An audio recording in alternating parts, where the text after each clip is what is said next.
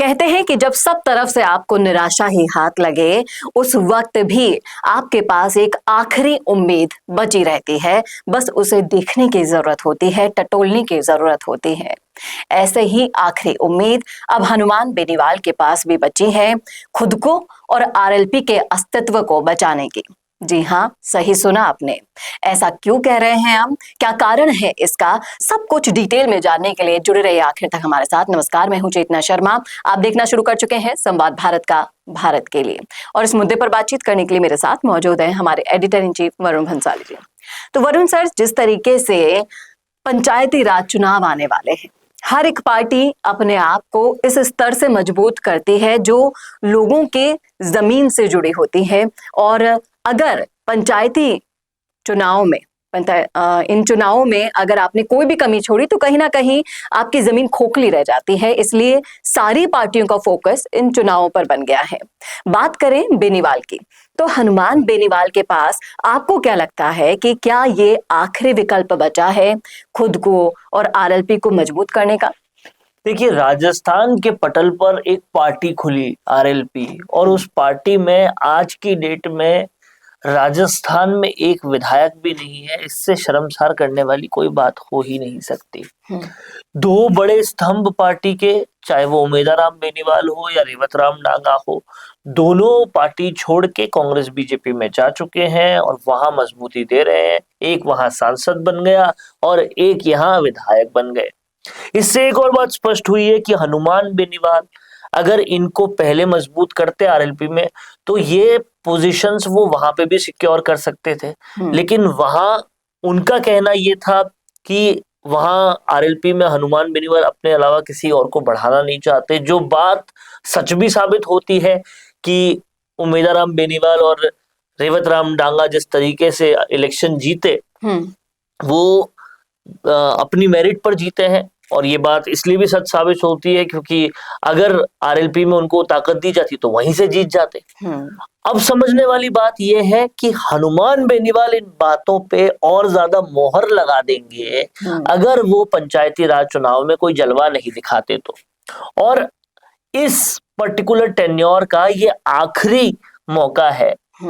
निगम और पंचायती राज चुनाव जो होने वाले हैं उसमें वो नागौर फिलहाल तो अपना घर बचाने की तैयारी करें, नागौर और खीवसर से, वहां पर वो कितने लोगों को जिता पाते हैं। लेकिन उससे भी बड़ी बात यह है कि जब हनुमान बेनीवाल के पास अपनी पार्टी में कार्यकर्ता बतौर, विधायक के कैंडिडेट्स बतौर वो किसी पे विश्वास ही नहीं कर पा रहे हैं, तो फिर ये काम कैसे होगा।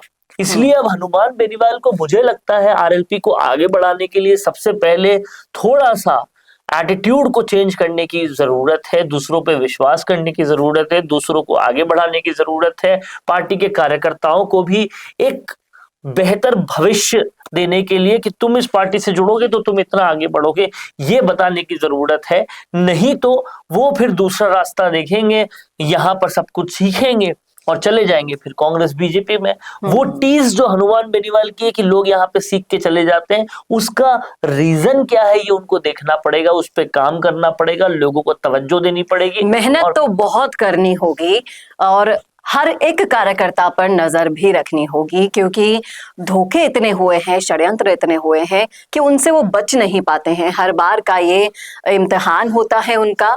एक आप सोचते हैं कि एक घड़ी जब आती है जब इम्तिहान देते देते इंसान थक जाता है, लेकिन वही अब हनुमान बेनीवाल के साथ भी हो रहा है। तो यहाँ पर अपनी जमीन को मजबूत करने के लिए सबसे पहले तो उन्हें उन अच्छे लोगों और कार्यकर्ताओं की जरूरत है जो उन्हें सच में आगे बढ़ता हुआ देखना, और उसके बाद कहीं ना कहीं अपने पुराने तेवर और क्लेवर में वापस आने की जरूरत है। जिस तरह से इस बार किसानों के साथ वो नहीं खड़े हुए, पिछली बार नहीं खड़े हुए, उन्हीं किसानों के साथ जिनकी वजह से उन्होंने एनडीए से अलायंस तोड़ा था। तो ये जो अपने को सूट करे वो करना, इस एटीट्यूड से थोड़ा सा हटना पड़ेगा। आरएलपी में हनुमान बेनीवाल में बहुत जबरदस्त स्ट्रेंथ है, स्कोप है, उसको आगे बढ़ाने के लिए उन्हें कुछ कुछ ये जो चेंजेस है वो करने जरूरी है, क्योंकि अब पहले वाला माहौल नहीं ना, अब प्रतियोगिता पूरी है। बिल्कुल सही कहा साथ साथ बाप पार्टी है, वहां रविंद्र सिंह भाटी है, वहां नरेश मीणा है, सब लोग आगे बढ़ रहे हैं, भरसक तेज तरीके से आगे बढ़ रहे हैं। और कहीं ना कहीं उस प्रतियोगिता से लड़ने के लिए जो बदलाव करने की जरूरत है वो अगर नहीं किए तो फिर बहुत लेट हो जाएगा। अब पंचायती राज चुनाव मेरे हिसाब से आखिरी वो दाव है जो हनुमान बेनीवाल को खेलना है, और ये दाव भी उल्टा पड़ गया तो सियासत भारी पड़ जाएगी। ये तो हुई बदलाव की बात, लेकिन अब हम बात कर लेते हैं चुनौतियों की। चुनौतियां भी कम नहीं है हनुमान बेनीवाल के लिए। जिस तरीके से राजकुमार रोत दक्षिण राजस्थान में अपने पैर पसार रहे हैं, अपनी जड़ें मजबूत कर रहे हैं, बाप पार्टी की हर तरफ चर्चा है। कांग्रेस और बीजेपी के लिए भी बहुत जल्द सिरदर्द बन जाएंगे राजकुमार रोत। तो आपको क्या लगता है कि राजकुमार रोत हनुमान बेनीवाल के लिए भी सिरदर्द बन सकते हैं? राजकुमार रोत केवल दक्षिण राजस्थान में अपनी जड़ें मजबूत नहीं कर रहे, उनकी जो जड़ें हैं वो तना बनकर अब जयपुर तक भी पहुंच गई है, और वो तना जो है वो सियासत के बड़े बड़े पेड़ों को उगने से रोक रहा है। ये हनुमान बेनीवाल के लिए जाहिर तौर पे चिंता का विषय होना चाहिए। ये भी चिंता का विषय होना चाहिए, रविंद्र सिंह भाटी भी चिंता का विषय होने चाहिए, प्रतियोगिता नरेश मीणा से भी है। लेकिन अब आप समझिए कि हनुमान बेनीवाल के पास कोई खास ऑप्शंस नहीं है। वो हर जगह को या तो खुद ने ठुकराया या किसी ने उनको ठुकरा दिया। किसी से भी गठबंधन करने वाली स्थिति में वो है नहीं। उन्होंने भारतीय जनता पार्टी, उसके बाद आम आदमी पार्टी, उसके बाद आजाद समाज पार्टी, उसके बाद इंडी गठबंधन में कांग्रेस के साथ, ये सबसे गठबंधन उन्होंने तोड़ दिया। और कहीं ना कहीं ये इंप्रेशन बन गया है कि इनके साथ काम किया भी जा सकता है कि नहीं किया जा सकता, और वो इंप्रेशन जो है वो तोड़ना होगा। उसके लिए भी आखिरी स्कोप मेरे हिसाब से हनुमान बेनीवाल के पास बाप पार्टी ही है। अब अभी यही पूछने वाले थे। अब बाप पार्टी से प्रतियोगिता करने की बजाय उनके साथ आने की बारी है, क्योंकि वो हनुमान बेनीवाल से काफी आगे निकल चुके हैं। तो साथ आने की बारी है। थोड़े तेवर धीमे करके साथ में आएंगे तब काम होगा।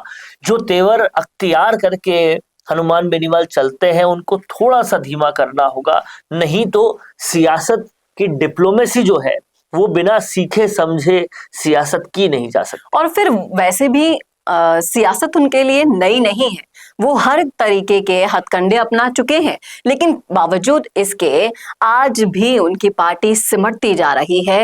ये बहुत बड़ा हर तरीके के हथकंडों में उन्होंने आज तक वो पुष्पा वाली जो टेक्निक है वो अपनाई है कि झुकेगा नहीं साला। सही कह रहे हैं। उनको थोड़ा तो झुकना पड़ेगा, जो आपसे आगे हैं उनके साथ में लाने के लिए झुकना पड़ेगा। आप ये बात हनुमान बेनीवाल को कार्यकर्ताओं सचिन पायलट से बेसिकली सीखनी चाहिए कि सचिन पायलट कहीं नहीं झुकते, लेकिन कार्यकर्ताओं के आगे झुक जाते हैं, कार्यकर्ताओं का काम पहले कराते हैं, कार्यकर्ताओं के लिए हमेशा खड़े रहते हैं, कार्यकर्ताओं को आगे बढ़ाते हैं।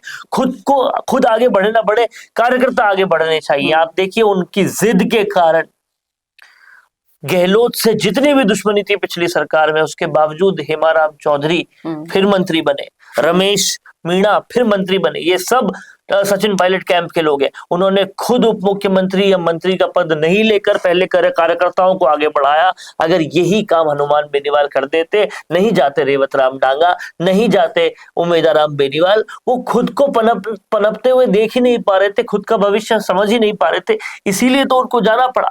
ये बात हनुमान बेनीवाल को समझनी चाहिए। मैं फिर कहता हूं हनुमान बेनीवाल बेहतरीन नेता है, लेकिन बस ये एक चीज जरूरत है, रणनीतियों में बदलाव करने की जरूरत है। चुनौतियों को किस तरीके से स्वीकार कर अपनी पार्टी को मजबूत किया जाए, उस चीज को समझने की ये हमारा एक आंकलन था, ये विश्लेषण था। इस वीडियो को ज्यादा से ज्यादा शेयर कीजिएगा ताकि उनकी टीम तक भी ये पहुंच सके, और कहीं ना कहीं आरएलपी को मजबूत होते हुए आप सभी कार्यकर्ता भी देखना चाहते हैं जो इस वक्त ये वीडियो देख रहे हैं या फिर देख रहे होंगे।